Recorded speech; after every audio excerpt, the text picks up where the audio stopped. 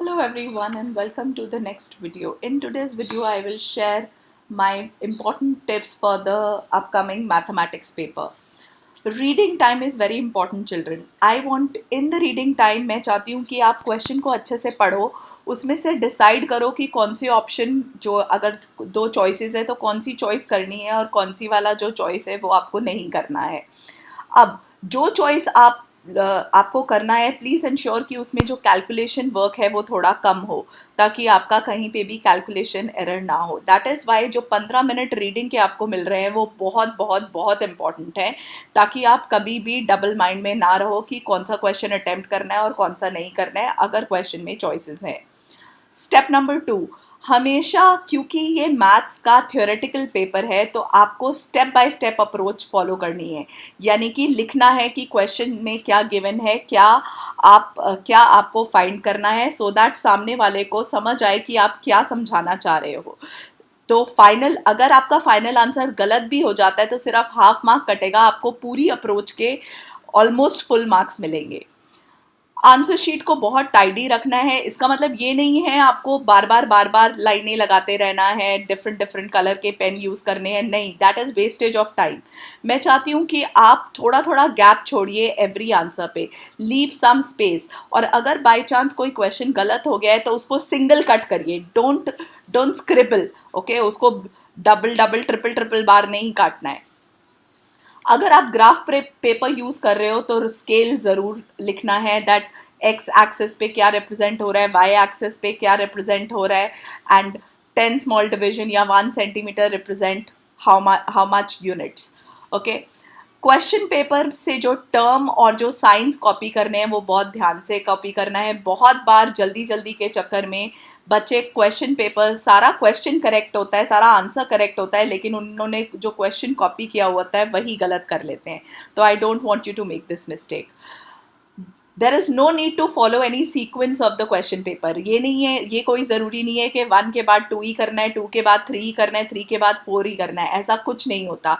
अगर आपको जो जो चीज़ पहले आती है वो आप पहले करिए, जो चीज़ आपको लग रही है सिंपल वो आप अटेम्प्ट करिए, सो दैट कि आपका पेशेंस लूज ना हो और आपका कॉन्फिडेंस बिल्ड करे।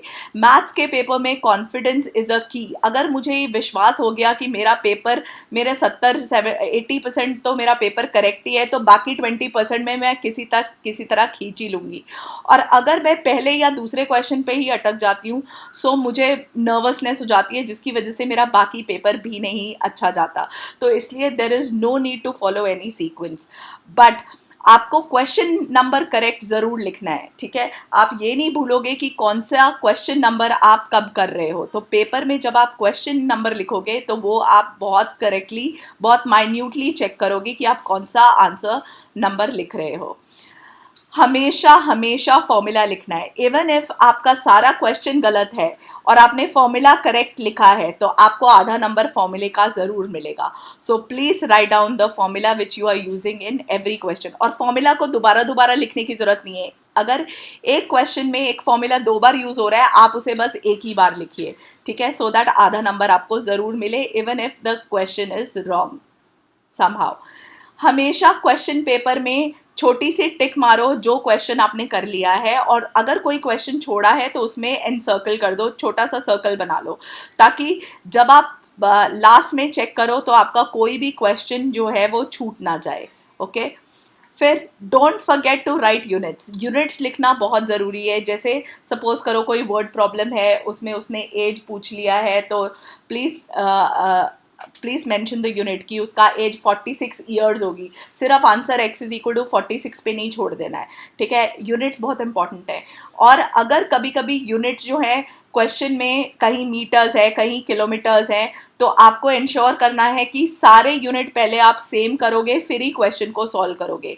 And it is always better अगर आप बड़े यूनिट्स को छोटे में कन्वर्ट करोगे, क्योंकि मल्टीप्लिकेशन ईजी होती है डिविजन से। Okay, so that is the calculations have to be done very very carefully. Calculation को पेंसिल से उसी शीट पे करिएगा जहाँ पे आप पेपर सॉल्व कर रहे हो। जो आंसर शीट होती है वो एक हॉरिजॉन्टल वे में होती है, तो there is lot of space on the right side of the answer sheet, ठीक है। तो आप राइट साइड पे छोटी छोटी अपनी कैलकुलेशन पेंसिल से कर लीजिएगा। Don't convert any answers into decimal. आपको कोई जरूरत नहीं है डिवीजन करने की, अनलेस क्वेश्चन में ये पूछा है कि भाई मुझे आंसर चाहिए 2 डेसिमल प्लेसेस तक या 3 डेसिमल प्लेसेस तक, आप तभी डिवीजन करिए या तभी फ्रैक्शन को डेसिमल में कन्वर्ट करिए अगर क्वेश्चन में पूछा है। Otherwise you can leave your answer in fraction, it will fetch you the same, full marks ही मिलेंगे आपको, क्योंकि डेसिमल में गलती हो जाती है। डिवीजन अगर हम थोड़ा टेंस्ड माहौल में डिवीजन करते हैं तो डेसिमल में गलती हो जाती है, जिसकी वजह से नंबर कटने की पॉसिबिलिटी इंक्रीज हो जाती है, ठीक है। हमेशा आंसर को रैशनलाइज करिए, डिनोमिनेटर में कभी भी रूट नहीं छोड़नी है, ये आपको ध्यान रखना है। Standard form of answer is always you have to rationalise the denominator, ठीक है।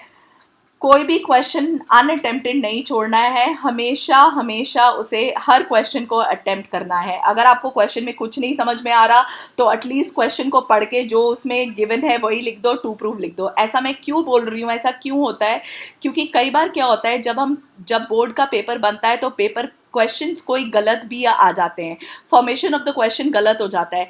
तो जिस बच्चे ने क्वेश्चन नंबर को अटेम्प्ट किया है तो उसको उस क्वेश्चन के पूरे नंबर मिल जाते हैं, चाहे उसने क्वेश्चन को आगे पूरा सॉल्व किया हो चाहे ना किया हो, चाहे उसने सिर्फ क्वेश्चन नंबर लिखा हो। So I want you to attempt all the questions. कोई भी क्वेश्चन अनअटेम्प्टेड नहीं छोड़ना है, नो मैटर वो कितना डिफिकल्ट हो, नो मैटर आपको उसमें कुछ भी ना आता हो, तब भी आप उसे अटेम्प्ट ज़रूर करोगे।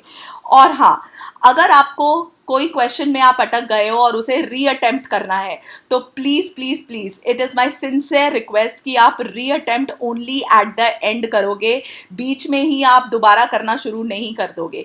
क्योंकि कई बार क्या होता है कि जब क्वेश्चन एक बार गलत हो गया होता है तो हम ऑलरेडी पैनिक हो चुके होते हैं, और हम जब इमिडिएटली रीअटेम्प्ट करते हैं तो गलती और हो जाती है। तो हमें ऐसा लगता है, हम बार बार वॉच देखते रहते हैं, हमें ये लगता है कि हमारा टाइम बहुत ज़्यादा वेस्ट हो रहा है और हमारा आगे वाला पेपर जो हमें पूरा आता है वो भी हम छोड़ देते हैं। तो मैं ये गलती नहीं चाहती हूँ कि आप लोग करो।